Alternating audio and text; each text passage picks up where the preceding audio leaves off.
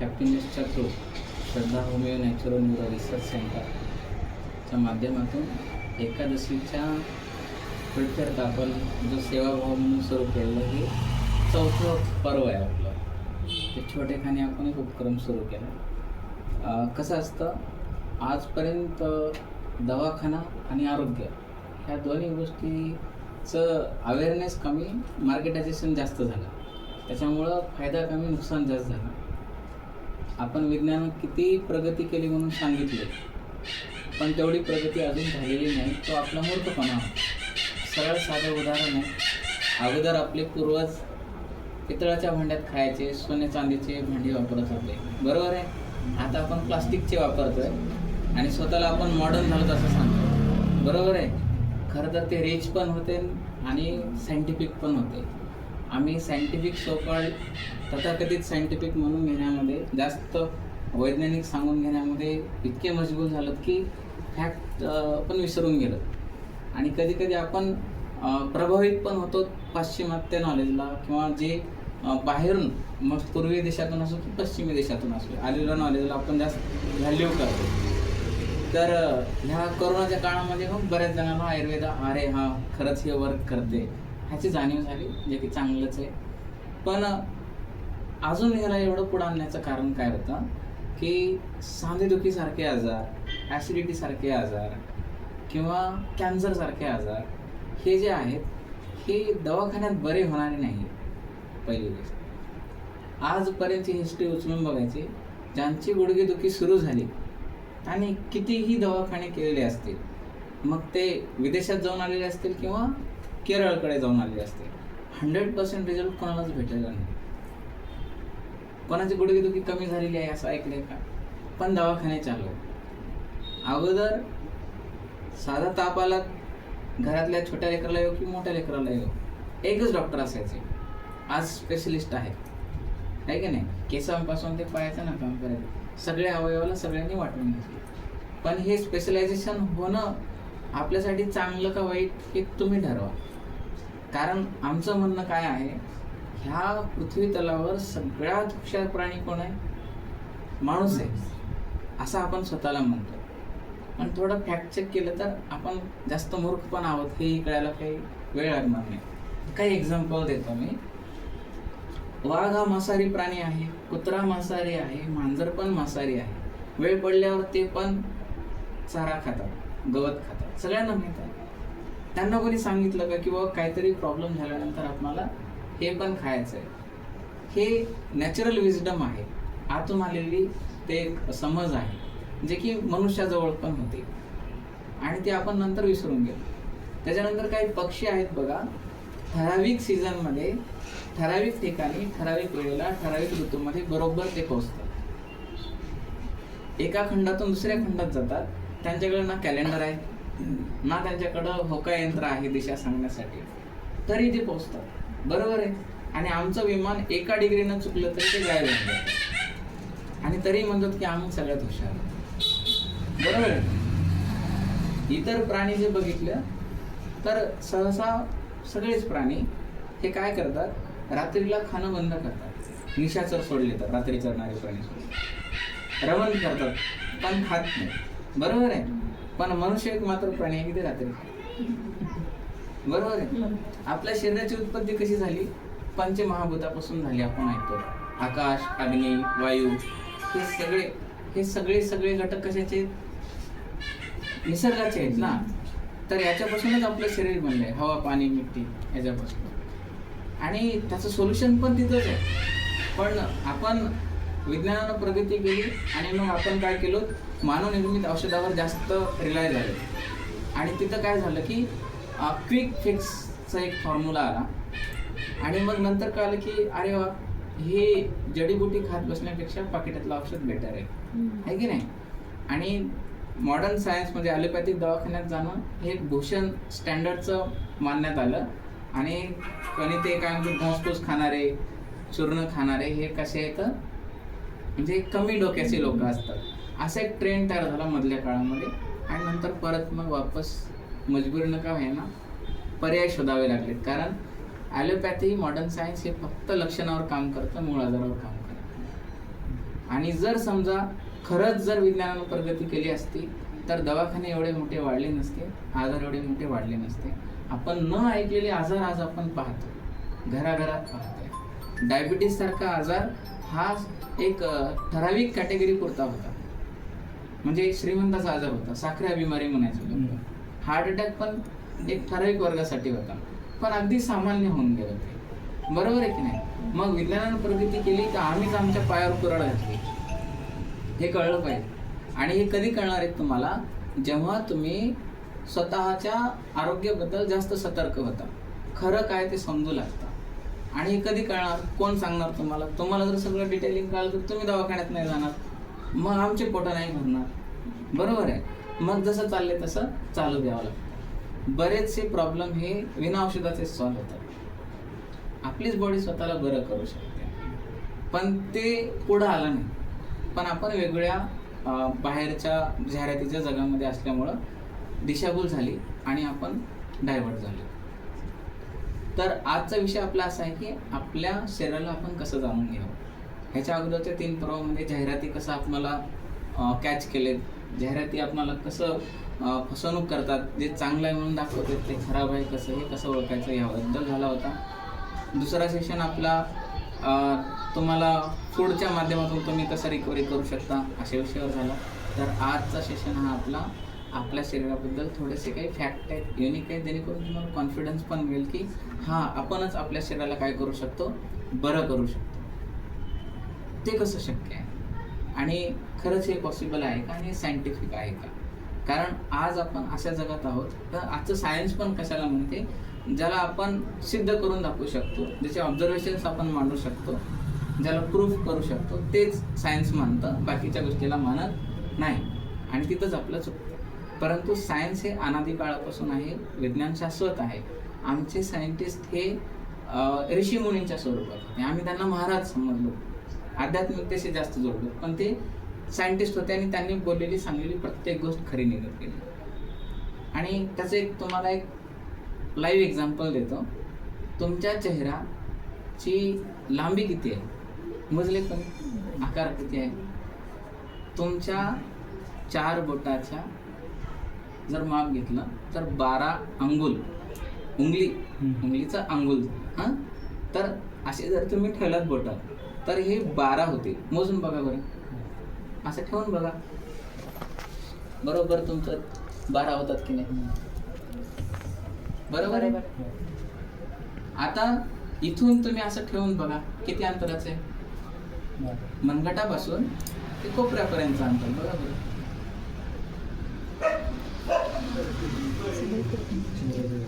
किती? 12 आहे.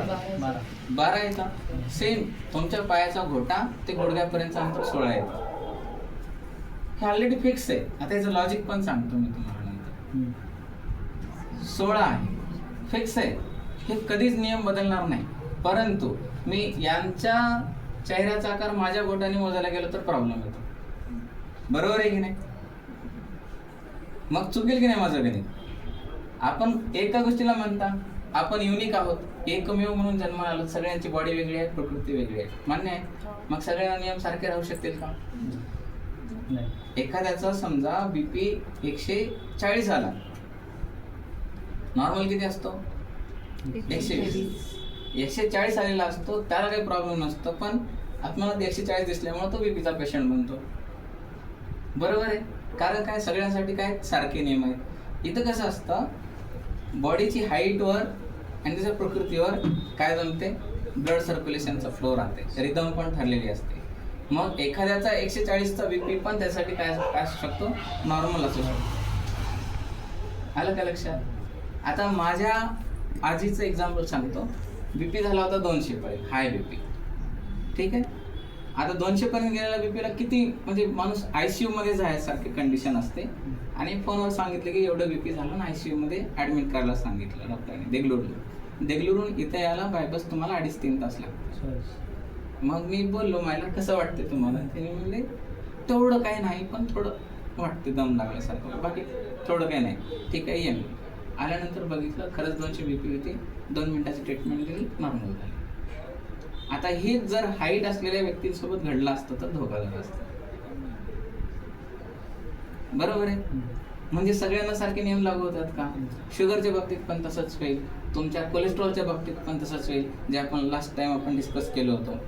तर हे सगळे जे नियम आहेत आपण एकाच साच्यामध्ये बसवाल सगळ्यांना, जे की शक्य नाही.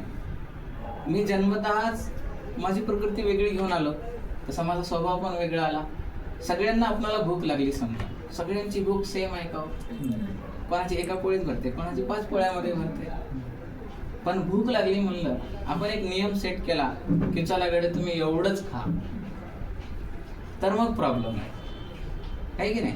म्हणून तर ना ॲलोपॅथीमध्ये लक्षणावर विचार केला जातो, उपचार पण केला जातो. कसा केला जातो? याच्यामध्ये काय होतं की तुम्हाला डोकं दुखतंय ना, मग पेन किलर असतं, बरोबर आहे. गुडघ्यातून आवाज येत आहे ना, कॅल्शियमची कमी आहे, बरोबर आहे. आता कॅल्शियमची कमी म्हणजे काय?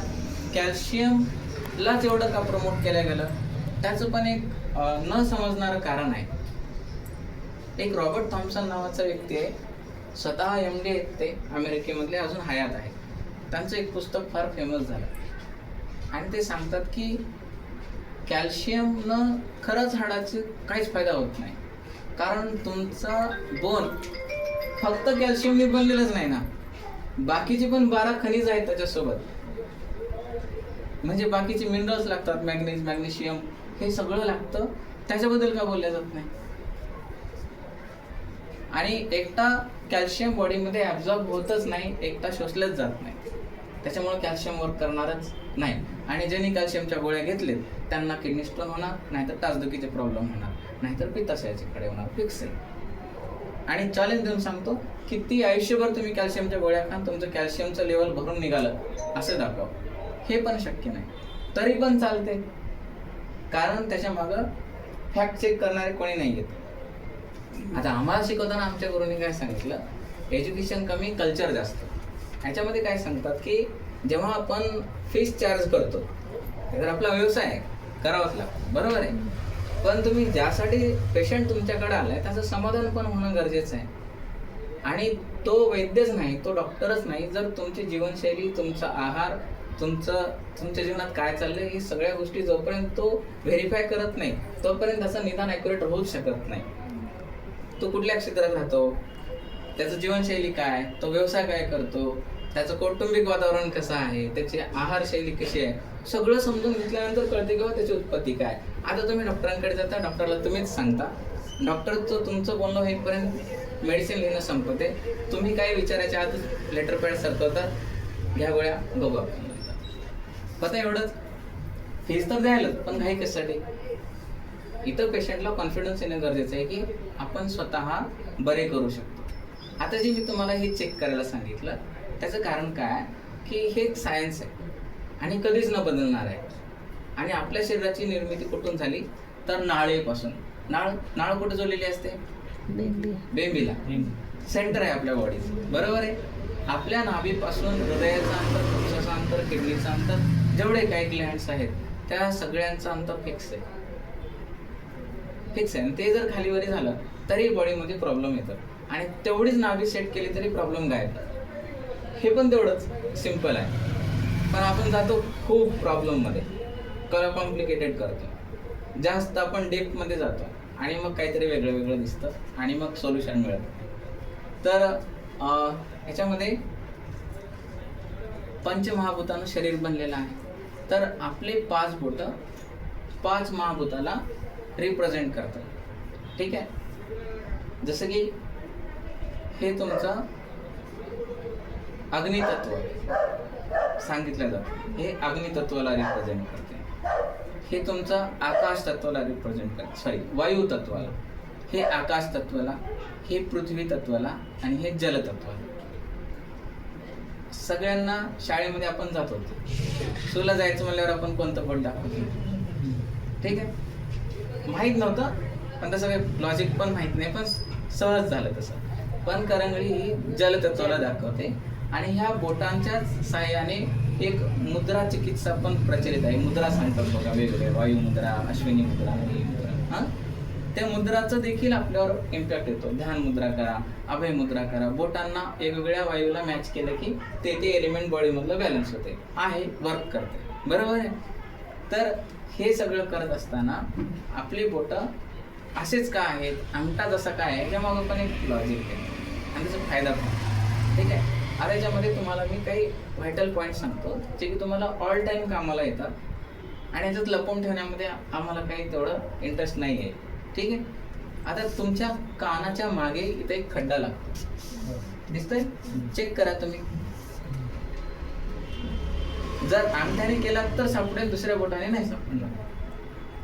इथं तुम्हाला की अँड लॉक सिस्टम चालू म्हणजे ज्याची त्याला चावी आहे, बरोबर आहे.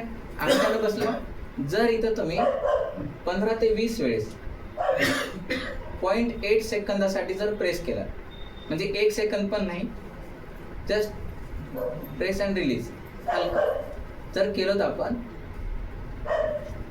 तर ह्याच्यानं गंमत काय होते. आता इथं बसण्याचे बरेच प्रश्न सुटतात. जर कोणाला ऐकायला येत नाही त्यांनी रोज प्रॅक्टिस करावी, अंगठ्याने इथं प्रेस करावं. ठीक आहे. 15 ते 20 वेळेस रोज थोडं थोडं थोडं असं केलं ना की मग काय होणार आहे, तुम्हाला ऐकायला पण येते. याला म्हणतात विधुर मर्म. कोणता मर्म? विधुर. आपण विधुर वेगळ्या अर्थानं वापरतो, आहे की नाही, आणि विधुर मर्म हा असा. त्याच्यानंतर इथे तुम्ही भुवया जिथं संपतात तिथं तुम्ही तुमचं हे तर्जनी वापरा, तिथं बरोबर छिद्र सापडेल तुम्हाला. आहे हे आहे अपांग मर्म. हे काय करतं, तुमच्या डोळ्याचं तिरळेपण असेल, डोळ्यातून पाणी येत नसेल, डोळे कोरडे होतात, डोळे लाल होतात, किंवा रात्रांगळपणा आहे, डोळ्याला चष्मा आहे, त्या सगळ्या डोळ्याच्या याच्यावर ते काम करतं. स्टिम्युलेशन पॉईंट आहे. किती चांगलं आहे, बरोबर आहे.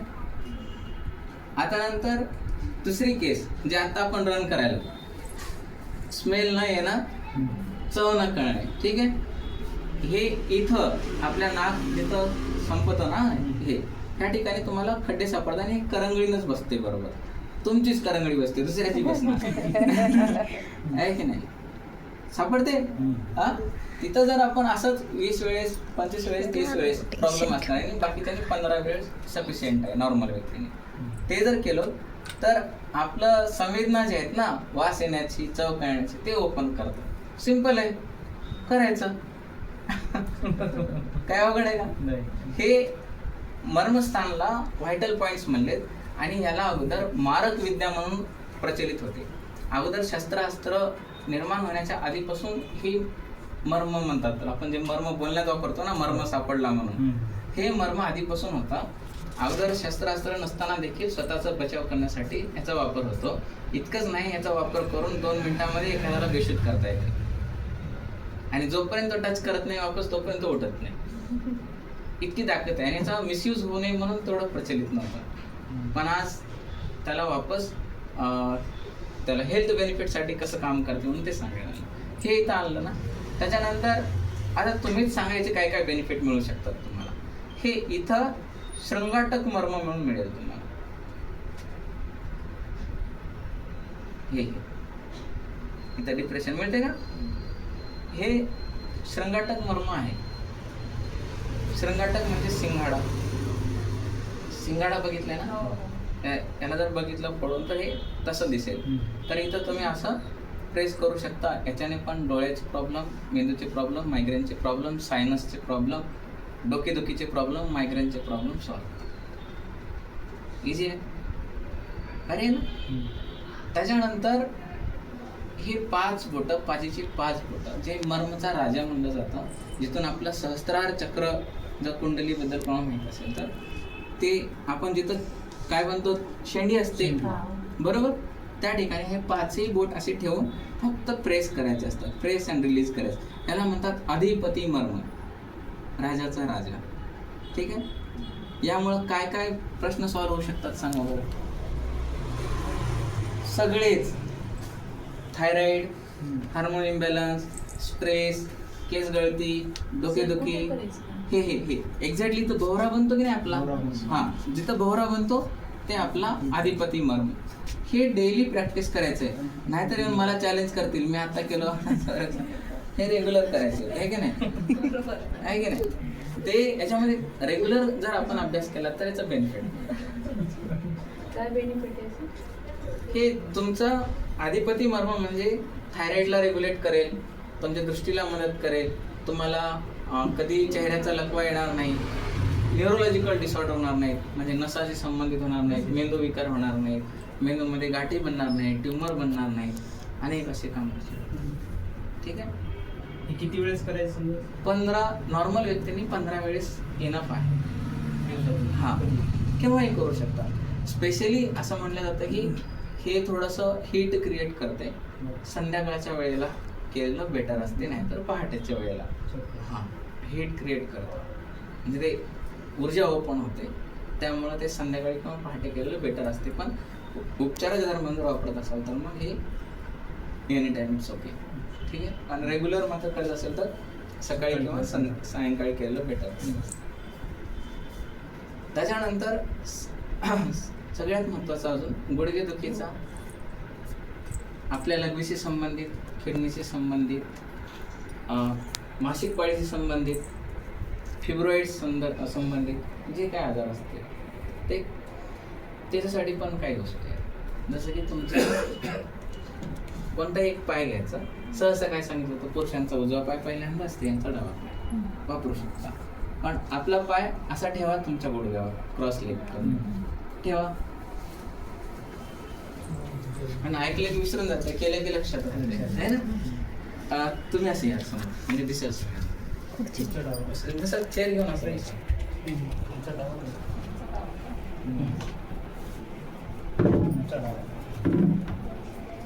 Cross leg.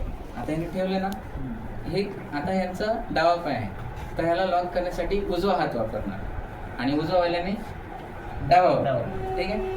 समजा एखाद्याचं उजवा गुडघा दुखते तर उजवा पाय वापरा, पेन असताना, ठीक आहे, त्रास असताना. दोन्ही पाय दुखत असतील तर दोन्ही, लेडीज असेल तर डावा आधी, जेंट्स असेल तर उजवा. बस एवढंच शिकलं, दोन्ही पायाला करू शकतो.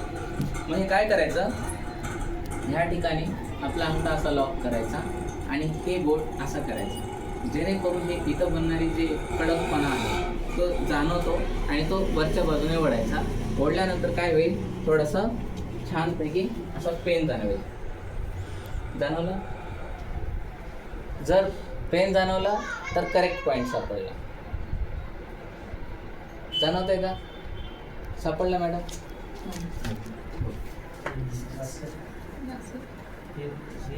हे तुम्ही असं ठेवलंय ना, मग ह्याला हे असं ठेवायचं. सापडलं? जाणवलं ना? करंट मिळतं तुम्हाला. ठीक आहे. सापडलं? तुम्हाला सापडलं? हा, हे असं हात धरला ना तुमचा, हे असं धरला, दुखते? तुम्हाला सापडला? तुम्हाला सापडला? सापडलं की नाही? शार्प पेन होतं आणि हे 18 वेळेस आपण करू शकतो. बढिया. हे करायचं. त्याच्यानंतर हे आपल्या अंगठा आणि हे बोट याच्यामध्ये एकदा तुम्ही प्रेस करून बघा. जॉईंटच्या 2 बोटवर यायचं थोडंसं, कोणत्याही पायाला. हां, लावल्यानंतर तुम्हाला शार्प पेन होते, करंट लागल्यासारखं होते का? त्याला पण रेग्युलर स्टिम्युलेट करणं खूप फायदे होतात. क्षिप्रमर्म म्हणतात. ठीक आहे, लक्षात आलं? त्याच्यानंतर तुमचा गुडघ्याच्या इथे 4 बोट अंतरावर तुम्हाला एक इंद्रबस्ती म्हणून मर्म मिळते. आणि नावं पण फार लॉजिकल आहेत बरं का. इंद्र नाव, देवांचा राजा इंद्र. इंद्राला जलदेवता म्हणून पण ओळखतात. बरोबर आहे. मग जल कुठल्या संबंधित आलं? आपल्या रक्ताशी संबंधित, किडनी संबंधित, आहे की नाही? जिथं फ्लुइड बनतात बॉडीमधले, तुमचं कोलेस्ट्रॉल असेल, काही असेल, जे तरल पदार्थ आहेत त्या सगळ्याशी संबंधित इंद्रबस्ती मर्म माहिती. हे जेव्हा तुम्ही स्क्वॅट करून बसताना असं जरी बसले तुम्ही तरी ते ऍक्टिव्हेट स्टॅमिना होत आहे. बरोबर आहे. असं हात काढून बसा, नाहीतर आपल्याच हाताने हे असं ठेवायचा हात, म्हणजे 4 बोट राहतात तुमचे आणि 4ही बोटाने प्रेस अँड रिलीज करायचं. इझी आहे ना. आणि रेग्युलर केल्यामुळं तुमचं वर्किंग स्टॅमिना वाढतो, हेंड्र्या दुखत नाही, आहे की नाही? आता राहिला प्रश्न गॅसेसवाल्यांचा. बरोबर आहे. हे तर कराच, याच्यासोबत काय करायचं, बसून खाली आपल्या दोन्ही पेंड्याला असं दाबून घ्यायचं. सिंपल आहे. 6-7 सेकंदासाठी दोन्ही पायांना असं करायचे. 3-4 हिस्से करायचे. 1 2 3 4 प्रेस करत जायचं दोन्ही पायांना ॲट अ टाइम. हळूहळू तुमचं डायजेशन चांगलं व्हायला मदत होते. सिंपल आहे की नाही? बढिया. हे रेग्युलर करायचे गोष्टी. आणि रेग्युलर टॉनिक आहे. स्वतःमधले समजा गंजलेले कुलूप आहेत त्यांना खोलण्यासाठी थोडं हे करावं लागेल ना. एकदा स्टिम्युलेशन मिळायला सुरू झालं की मग ते सर्क्युलेशनमध्ये येतात आणि चांगले असतात. आणि अशा ठिकाणी जर आघात झाला तर काही मर्म हे तुरंत मृत्यू देणारे असतात. काही वैकल्यकर असतात, म्हणजे काही कालांतरानं मृत्यू देतात आणि काही जण अपंगत्व आणतात. काही ठिकाणी बघितलं असेल, ॲक्सिडेंट झाला, मार फार क्षुल्लक होता पण तो गेला, मर्मावर आघात झाल्यामुळं होतंय. ठीक आहे. तर हे इथपर्यंत समजले तुम्हाला. त्याच्यानंतर इझिली तुमच्या कोपऱ्यापासून 4 बोट अंतरावर जे पायात आहेत ते तुमच्या हातात पण आहे. ठीक आहे. इथून 4 बोट अंतरावर तुम्हाला बरोबर सेंटरमध्ये हे इथून 4 बोट अंतरावर इथं इंद्रवस्ती मर्म सापडेल. तिथं तुम्ही प्रेस करा 18 वेळेस. आणि करत असताना अजून एक नियम ॲड करा, श्वास बाहेर सोडायचा. काहीच गडबड करायचं नाही. Simple press and release. त्याला असंही करायचं नाही, मध्ये काही टोचायचं नाही, म्हणजे हळूहळू करायची गरज नाही. आणि प्लेनली. आणि हे रेग्युलर करायचं. हो, तुमचे 4 बोट प्रेस केल्यानंतर हे करायचं. असं केलं की मग ह्याच्यानं इतके फायदे होतील तुम्हाला. इथून वरचे सगळे प्रॉब्लेम हे मॅनेज करते. ठीक आहे. इथपर्यंत कळालं. तर एक सगळ्यात महत्त्वाचं आहे, आता हार्ट अटॅकचे लक्षणं वाटले तर करावं काय. छातीत दुखायलंय, बीपी वाढला. बरं, बीपी पण कायमचा कमी होतो स्वालीन. त्याने विश्वासानं करावं. आपलं हृदय किती आहे? आयुर्वेद सांगतं आपणाला 5 हृदय आहे. आता अॅनाटॉमीची वाट लागली की नाही. याच्यामध्ये काय आहे, जर हे मुख्य ऑर्गन आपणाला हातामध्ये तल हृदय मर्म म्हणून आहे, तळ हाताच्या सेंटरमध्ये. आपण काय करतो, तुम्हाला काय झालं की घासतो हाताला, त्याच्याऐवजी ॲक्युरेसीनं केलं ना, इमिडिएट फायदा मिळतो. इमिडिएट इतकं की पेशंट पूर्णतः नॉर्मल होते, पूर्णतः नॉर्मल होते. तर इथं आहे. आणि सेम तुमच्या तळपायामध्ये पण कॅच झालं, दोन्हीकडे मिळाले. तर ह्या 2 गोष्टी कसे सापडायचे आता तळ हृदय म्हणून. अजून दुसरी एक गोष्ट बघा, अजून मॉडर्न सायन्स जे इकडलं आहे प्राकृतिक चिकित्सेमध्ये, अजून 2 हृदय जर ऍड केले तर तुमच्या फेंड्यांना पण 2 हृदय सांगितले. जर सतत जर फेंड्या दुखत असतील तर त्याला सिरियसली घ्यावं. त्यासाठी आपण गरम पाण्यामध्ये पाय सोडून बसायला सांगतो, आहे की नाही. तर ते पंपिंग चांगली होते आणि फेंड्या चांगले झाले, त्याचे आतडे पण चांगले होतात. त्याच्यामुळे रेग्युलर पाण्यात पाय सोडून बसावं, झोप चांगली राहते, बॉडी डिटॉक्स पण होते, नव ओपन होतात. कोणाचे नस दबलेले असेल तर ते पण ओपन व्हायला मदत होते. ठीक आहे. त्याच्यानंतर हे कसं ओळखायचं, तुमचं मधलं बोट जर आपण असं आणलं सरळ, जिथं ज्या ठिकाणी टेकतं ते तुमचं तल हृदय. ठीक आहे. कळलं. आता याच्यात प्रॉब्लेम काय येऊ शकतो, एखाद्याचं बोट वाकडं राहतो, कोणा सरळ जात नाही. अशा वेळेत तुम्ही काय करू शकता, तुमच्या तळ हाताचं माप घ्या. बरं 12 अंगुल मिळेल तुम्हाला. घ्या असं पूर्ण तळहात तुमचा 12 बोटाचा आहे की नाही. मग 12चं सेंटर किती बोटाचं येईल? 6. तर 6वं बोट जिथं यायलंय त्या ठिकाणी बघायचं. ठीक आहे.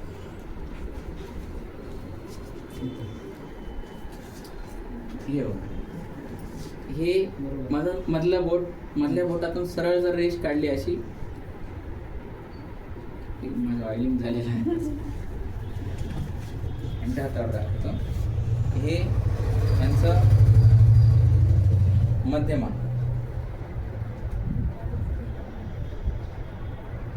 ही अशी लाईन गेली, बरोबर.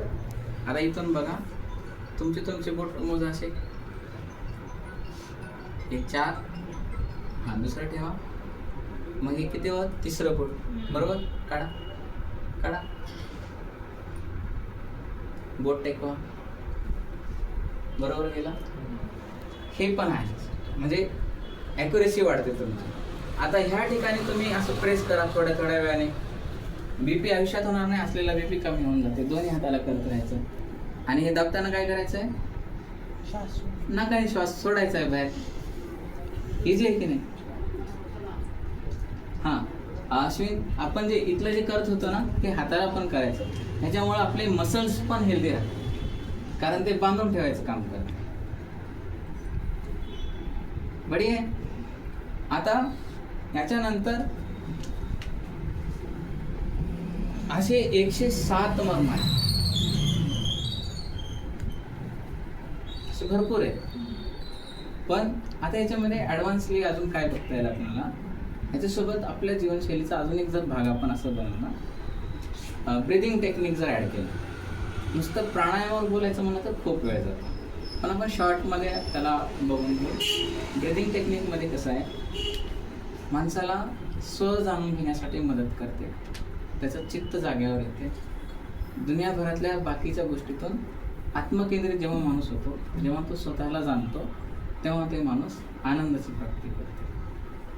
आपण फक्त हे ऐकलो, फक्त हे महाराजांचे काम आहेत, सांसारिक लोकांचे नाही आहेत.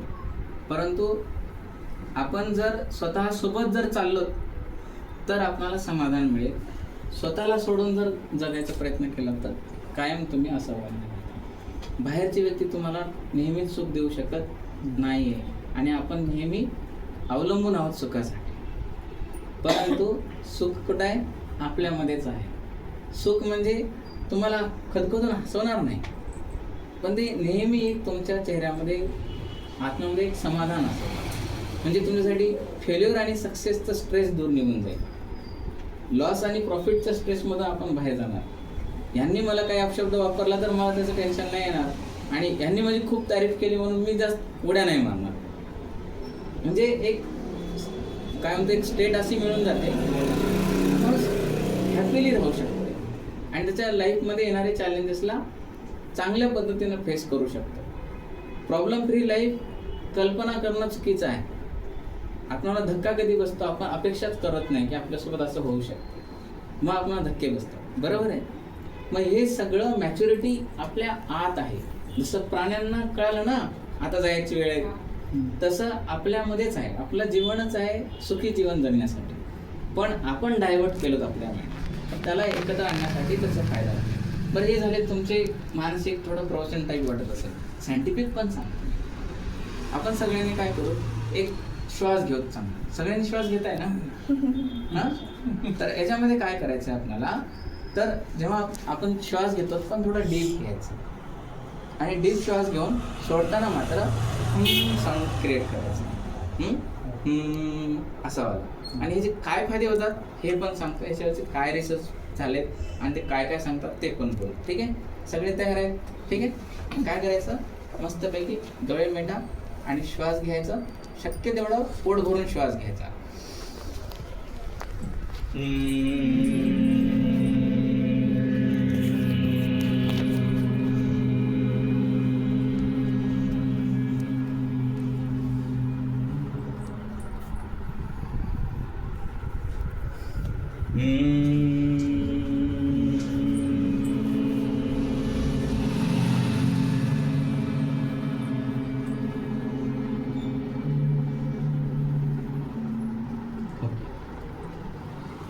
कसं वाटतं, काहीतरी चेंज झालं, एनर्जी चेंज झाली. बरं, हे करण्यामागं कारण काय, तर आपण सकाळी काय करायला सांगतात आणि काय फायदा होतो. आपला तोंडामध्ये लाळ आहे, लाळेचं काय काम आहे, अन्न गोड लागतं, पचायला मदत करतं, बरोबर आहे. परंतु ती प्रोटीनला पण डायजेस्ट करायला मदत करते, आपल्या बॉडीमधल्या न्यूरॉन्सला देखील हेल्दी करते, जर त्याच्यामध्ये अल्कलाईन नेचर डेव्हलप झालं तर. जेव्हा आपण हमिंग साऊंड करतो ते हम क्रिएट करतो त्यावेळेस ते डाळची क्वालिटी कितीतरी पटीनं चांगली होते. आणि जर लॅब टेस्ट झाले ती व्यक्तीमध्ये कुठल्याच व्हिटॅमिन सी डिफिशियन्सी दिसून आली नाही, त्यांना ॲसिडिटी दिसून आली नाही. बरोबर आहे. सर तुम्ही सुदर्शन क्रिया करत होतात ना तेव्हा तुम्हाला काहीच वाटत नव्हतं ना, कारण काय आपण डायरेक्टली इनहेलिंग जास्त केलं, प्राणवायू जास्त घेतला, बॉडी अल्कलाईन झाली. मग आता प्रॅक्टिकली काय जाणलं ते ऑकवर्ड